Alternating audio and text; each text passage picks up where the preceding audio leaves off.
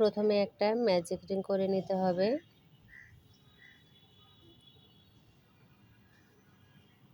Magic ring করে নিয়ে এখন আমি 3টে চেন করব।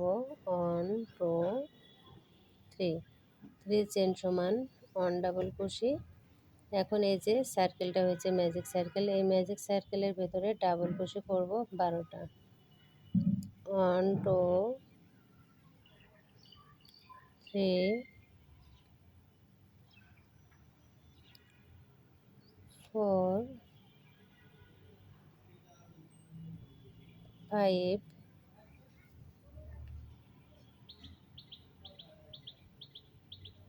6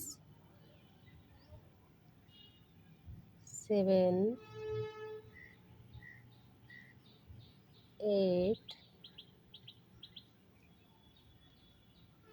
9 10 11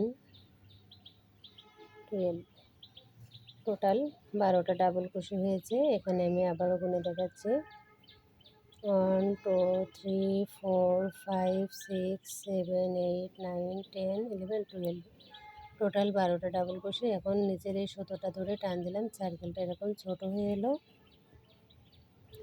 প্রথম যে 3টে চেন করেছি 1 2 3 চেন, 3 চেন,